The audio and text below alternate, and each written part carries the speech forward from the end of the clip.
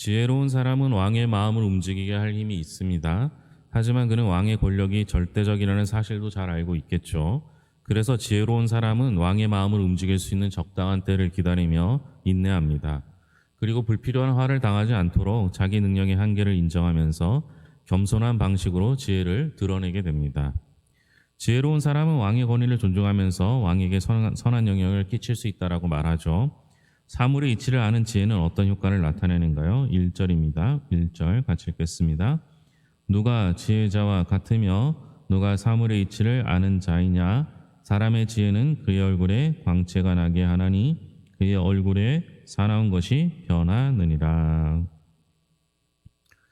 지혜로운 사람은 어떻게 할 수 있는 거예요? 끝부분에 보면 지혜로운 사람은 사람의 얼굴에 광채가 나게 하고 사나운 얼굴을 바꾸어 줍니다. 이 1절이 좀 독특한데요. 이 1절의 말씀을 앞부분인 7장 23절과 29절에 연계해서 읽을 수도 있고 뒷부분인 8장 2절과 8절을 연계해서 읽을 수도 있습니다. 앞부분을 연계해서 읽는다면 8장 1절은 세상에 지혜자가 없다라는 허무함을 드러내기 위한 수사에 불과합니다. 하지만 뒷부분과 연결해서 읽으면 왕에게 영향을 끼칠 수 있는 지혜자에게 주는 권면의 일부로 볼 수도 있습니다. 즉 지혜자는 자기 조언으로 왕의 얼굴을 빛나게 할 수도 있고 환한 얼굴을 부드럽게 만들 수도 있습니다. 이 지혜자에 대한 예찬이죠. 마치 구약 성경에 나타난 요셉과 다니엘과 같은 지혜자가 왕의 마음을 움직였던 것처럼 나타납니다. 그런데 그런 강력한 힘을 가진 지혜자도 주의해야 할 게 있습니다. 그것은 자신보다 왕이 권력의 위에 서 있다라는 사실입니다. 왕에게 조언하는 지혜로운 사람이 왕의 명령을 지켜야 하는 이유는 무엇일까요? 2절입니다. 2절 같이 읽겠습니다. 내가 권하노라 왕의 명령을 지키라 이는 이미 하나님을 가리켜 맹세하였음이니라. 왜 지혜자가 왕의 명령을 지켜야 합니까? 하나님 앞에서 왕의 명령을 지킬 것을 맹세했기 때문이다 라고 설명합니다. 지혜자가 하나님 앞에서 하나님을 가리켜 맹세했다라는 말은요, 이 지혜자가 왕궁에 들어갈 때, 왕의 신하로 들어갈 때 하나님의 이름으로 왕에게 충성을 맹세했다라는 뜻이죠. 즉 지혜자가 하나님 앞에서 왕에게 충성을 맹세했기 때문에 지혜자는 왕의 명령을 잘 지켜야 합니다. 아무리 지혜롭고요, 왕의 마음을 움직일 수 있는 위치다 하더라도 이 지혜자는 왕의 신하임을 잊지 말아야 한다라는 겁니다. 만일 이런 신분 의식이 없다면 지혜자는 금방 교만해질 수 있습니다. 그래서 자기가 왕에게 영향력을 끼칠 수 있다라는 사실에 취해서 교만하게 행동하다가 왕의 눈밖에 날 수도 있죠. 지혜자는 세상을 움직이는 힘을 가지고 있다 하더라도 자기 한계를 알고 겸손하게 행할 수 있어야 합니다. 이런 게요, 우리 모두에게 동일하게 적용됩니다. 여러분, 내 위에, 그러니까 본인 스스로 생각하기에 내 위에 아무도 없다고 생각하는 사람은 잘못하는 거예요. 그렇죠? 여러분 위에 얼마나 많이 있습니까? 사람으로 따져도 그렇고요. 아무리 내 위에 사람이 없다 하더라도 누가 있어요? 하나님이 계시잖아요. 그러면 우리는 권력자가 아니라 권력자에게 조언하는 자 또는 신하로서 그 일을 감당하는 자가 되어야 합니다. 우리나라 역사를 보더라도요, 세계 역사를 보더라도 마찬가지입니다. 자기 위에 권력이 없다고 생각하는 사람들이 꼭 문제를 일으켜요. 그러니까 우리에게 중요한 건 뭐예요? 겸손함입니다. 지혜자에게 중요한 것 역시 겸손함입니다. 왕에게 충성을 다지만 지혜로운 사람이 주의해야 할 것은 무엇인가? 3절과 4절, 3절과 4절 같이 읽겠습니다. 왕 앞에서 물러가기를 급하게 하지 말며 악한 것을 입삼지 말라. 왕은 자기가 하고자 하는 것을 다 행함이니라. 왕의 말은 권능이 있나니 누가 그에게 이르기를 왕께서 무엇을 하시나이까 할 수 있으랴. 하지 말라는 게 몇 개 있죠. 왕 앞에서 물러가기를 급하게 해서도 안 되고, 악한 것을 일삼아서도 안 되고, 왕에게 왜 그렇게 하셨습니까? 라고 해서도 안 된다라고 설명합니다. 지혜자는 이미 하나님 앞에 맹세했다는 건요, 신하로서의 충성을 맹세한 거예요. 그러니까 왕의 명령에 복종해야 합니다. 그런 지혜자가 명심하고 주의해야 할 일이 있는데, 그것은 왕 앞에서 물러나는 행동을 함부로 해서는 안 된다는 겁니다. 그러니까 이 말은 성급하게 왕을 버리고 불충스러운 일을 저지르지 말라라는 겁니다. 또한 악한 모의에 참여하거나 악한 일을 실행하지 말라는 것이죠. 지혜자가 이렇게 왕 앞에서 함부로 불충한 행동을 해서는 안 되는 이유는 왕에게는 그가 원하는 바를 다 할 수 있는 힘과 권위가 있기 때문입니다. 그러므로 지혜자는 왕에게 꼭 필요한 조언을 하되 불필요한 논쟁은 피하고 불충스러운 상황을 만들지 말아야 하는 겁니다. 지혜로운 사람의 그 말은요, 악한 왕을 부드럽게 만들 수도 있습니다. 타인의 마음의 선한 변화에 파장을 일으키는 것은 칼의 위험이 아니라 지혜로운 말 한마디이죠. 우리는 이렇게 지혜로운 자가 되어서 주변에 선한 영향력을 끼쳐야 할 것입니다. 아무리 좋은 의견도 상대가 들을 준비가 되어 있지 않다면 선한 영향력을 끼칠 수 없겠죠. 조언의 목적은 내 생각을 관철하는 데 있지 않고 상대의 마음을 선한 방향으로 움직이는 데 있습니다. 그러니까 우리가 능력이 있다고 다 되는 것도 아니에요. 상대방이 들을 마음 없으면 안 되죠. 그리고 우리가 내가 원하는 바로 바꾸는 데 목적을 가지면 안 되고요. 결정권자가 선한 방향으로 바꿀 수 있는데 목적을 두어야 합니다. 지혜로운 사람은 화를 피할 수 있습니다. 지혜로운 사람이 삶 속에서 화를 당하지 않는 이유가 뭘까요? 5절과 6절입니다. 5절, 6절 같이 읽겠습니다. 명령을 지키는 자는 불행을 알지 못하리라. 지혜자의 마음은 때와 판단을 분별하나니 무슨 일에든지 때와 판단이 있으므로 사람에게 임하는 화가 심함이니라. 지혜자가 삶 속에서 화를 당하지 않는 이유가 뭐라고 말해요? 때와 판단을 분별하기 때문에 불행을 당하지 않습니다. 지혜자는 어떤 사람이에요? 지혜자는 때와 판단을 분별할 수 있는 힘을 가진 사람이죠. 때는 뭐겠어요? 일할 때 가장 적절한 시간을 의미하겠죠. 판단은 그때그때 해야 할 옳은 일이 무엇인지 분별하는 능력을 의미합니다. 지혜자는 가장 적절한 순간에 가장 옳은 일을 실행해야 합니다. 그렇기 때문에 삶 속에서 화를 당하지 않죠. 이것은 단지 권력자의 눈치를 보면서 기회주의적으로 처세하며 살라는 교훈이 아닙니다. 여러분, 때와 판단을 할 수 있는 사람이라면요, 얼마나 많은 것들을 가지고 있어야 할까요? 여러분, 때를 올바로 판단할 수 있어요? 이것도 쉽지 않은 일이죠. 어느 때 무엇을 하는지가 얼마나 중요한지 몰라요. 워낙 축구가 요새 밤에 나오니까 안 보시죠? 저도 새벽 예배 나올 때 잠깐 보고 끝나고 잠깐 볼 때가 있는데요. 적절한 타이밍에 패스를 넣어줘야지만 골이 연결될 수 있거든요. 그게 실력이에요. 우리나라 손흥민 선수가 마치 어시스트를 할 때 그 순간 딱 그 한 길만 보였대잖아요. 그게 실력이에요. 그래서 그 한 번 때문에 슈퍼스타를 키우는 거고, 그래서 그 슈퍼스타를 놔두는 거죠. 경기가 끝날 때까지 써야 한다라는 거죠. 이 때를 아는 것도 쉬운 일은 아니에요. 판단을 옳게 하려면요, 얼마나 많은 걸 알고 있어야 할까요?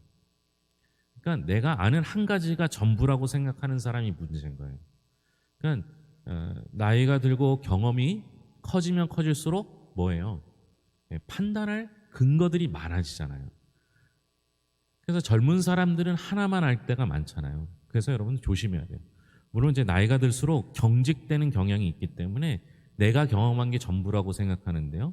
요즘 워낙 세상이 빨리 돌아가니까요. 그래서 많은 것을 알아서 때와 옳은 걸 판단해서 그 시기에 적절하게 할 수 있는 사람이 지혜자가 될 수 있다는 겁니다. 게다가 이왕 전달할 거 기분 좋게 전달해야 될 거 아니에요. 대표적인 예로 나단 선지자를 들 수 있지 않습니까? 다윗에게 당신 잘못했습니다, 이렇게 얘기해야 되는 상황이 온 거예요. 근데 여러분, 다윗에게 나단 선지자가 당신 잘못했습니다 이렇게 말합니까? 때는 하나님이 하라고 하셨으니까 그때 해야 되고요. 전달하는 방법도 지혜롭게 했기에 그 내용이 전달될 수 있었던 것입니다. 그런데 지혜자가 조심해야 되는 이유가 나와요. 왜 그럴까요? 7절과 8절입니다. 같이 읽겠습니다. 사람이 장래일을 알지 못하나니 장래일을 가르칠 자가 누구이냐? 바람을 주장하여 바람을 움직이게 할 사람도 없고 죽는 날을 주장할 사람도 없으며 전쟁할 때를 모면한 사람도 없으니 악이 그와 그의 주민들을 건져낼 수는 없느니라. 사람이 바람을 움직일 수 없듯이 자기 죽는 날을 자기 뜻대로 정할 수도 없고 전쟁을 피할 수도 없듯이 악이 그의 주민을 건져낼 수 없다라는 사실 때문인 겁니다. 그러니까 한마디로 하면 뭐예요? 지혜자도 없는 게 있어요. 모든 걸 다 아는 건 아니라는 거죠. 세상에서 제일 무서운 사람이 뭐냐? 자기가 모든 걸 다 안다고 생각하는 사람이에요. 이게 제일 무서운 사람이에요. 그래서 주변에 아무도 자기 조언할 만한 사람은 안 만드는 사람이 위험한 사람이에요. 왜냐하면요, 아무리 똑똑한 사람도 다 알지 못해요. 제가 요즘 제가 우리 교회 처음 왔을 때 컴퓨터를 고쳐달라는 부탁을 여러 번 받았어요. 그래서 뭐 가보면 뭐 제가 알아요. 그러니까 윈도우라고 컴퓨터 실행 프로그램이 있는데요. 그걸 다시 다 깔아드리고 한글하고 그다음에 마이크로소프트사에서 나온 뭐 PPT 같은 거 이런 걸 좀 깔아드렸어요. 그러니까 저한테 부탁하신 분들은 제가 엄청 잘하는 줄 알아요. 근데 제가 할 수 있는 건 그게 다였거든요. 그것도 물어보고 검색해 보면서 했거든요. 근데 요즘 컴퓨터는요, 우리 애들이 더 잘해요. 제가 따라갈 방법이 없어요. 심지어 뭐 사진 작업을 한다든지 뭐 이런 것들은 애들을 따라갈 방법이 없어요. 선생이 뭐예요? 선생이 먼저 살아간 사람이 선생이잖아요. 근데 요즘에는요, 아이들이 선생이에요. 걔네들이 먼저 다뤘잖아요. 먼저 알았고. 그러니까 지혜자라는 건 모든 걸 다 아는 게 아니라 내가 그 부분만 아는 거예요. 그 부분만. 그 부분만 조금 더 나은 거죠. 이게 없으면요, 내가 모든 걸 다 안다고 생각하면요, 하나님도 필요가 없어져요. 여러분, 바람이 어디서 부는지 알아요? 그 바람이 부는 걸 잡을 수가 있어요? 전도서가 계속 얘기하는 게 그거잖아요. 여러분, 죽는 날을 알 수 있어요? 예? 태어난 날도 우리가 모르는데요. 죽는 날을 어떻게 알아요? 우리가 모르는 거 투성이에요. 세상엔 다 그래요. 그런데도 조금 더 안다고 많이 아는 체를 하면 안 된다는 거예요. 지혜가 아무리 출중하다 하더라도 겸손할 이유는 지혜자에게도 능력의 한계가 있다라는 것이 명확하기 때문입니다. 그러므로 진짜 지혜로운 사람은 누구예요? 내게 한계가 있음을 아는 사람. 그래서 성경대로 말하면 여호와를 경외해야 하는 사람이 진짜 지혜로운 사람이에요. 왜냐하면 나는 한계가 있으니까. 한계가 없는 사람이 내 옆에 있으면 얼마나 좋겠어요. 그렇죠? 그러니까 우리는 한계가 명확하니까 하나님, 한계가 없는 무한하신 하나님을 의지하는 것, 경외하는 것, 그게 진짜 지혜로운 사람이 되는 거예요.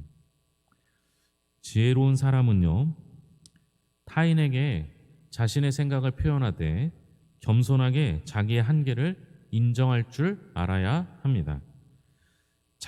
자기의 한계를 분명히 인정하고 말하고 행동할 때 불필요한 오해나 갈등을 피할 수 있는 거죠. 교회 안에는 지혜로운 사람이 많을수록 좋습니다.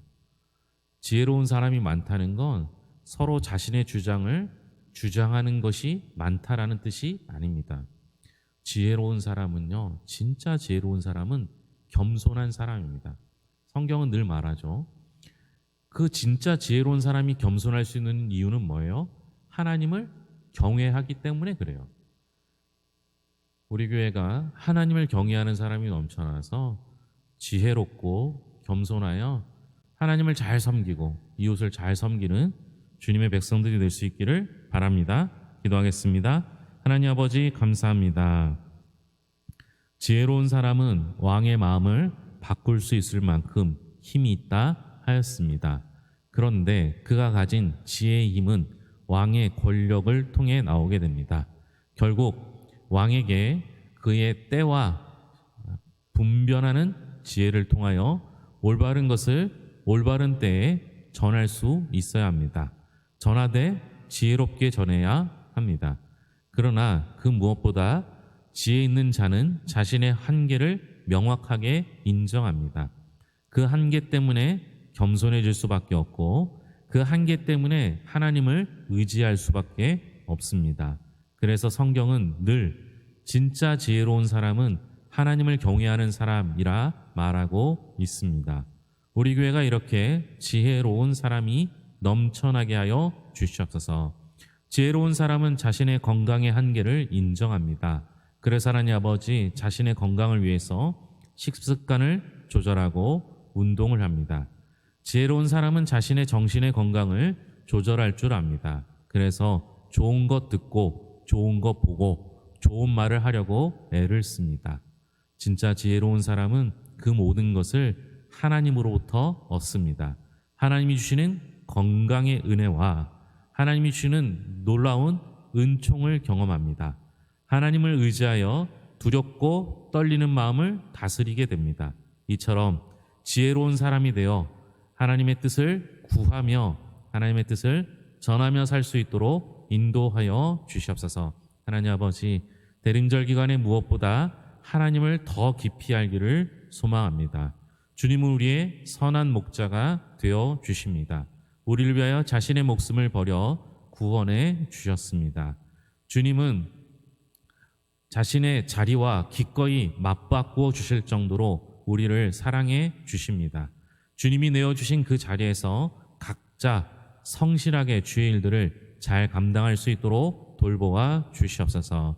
추운 날씨 속에서 우리 성도들 건강하게 지켜주시며 여러 가지 염려되는 것들은 해결하여 주시옵고 미끄러운 길 위에서 어떤 상처도 입지 않도록 주께서 함께하여 주시옵소서. 무엇보다 떨리는 마음으로 여러 가지를 기다리고 있는 이들 주께서 함께해 주셔서 잘 원하는 대로 이루어지게 하시되 무엇보다 하나님께 영광 돌릴 수 있도록 주여 함께하여 주시옵소서. 하나님 아버지, 우리 교회가 마땅히 해야 할 일들을 잘 감당케 하여 주셔서 교회 안에서는 늘 은혜가 넘치게 하시고 교회 밖에서는 지역을 바꿀 수 있는 선한 영향력을 끼치게 하시며 하나님 아버지, 우리보다 작고 연약한 교회들과 성도들을 섬기는 아름다운 교회가 되게 하여 주시옵소서. 늘 함께 하실 것을 믿으며 모든 것을 예수님의 이름으로 기도합니다. 아멘.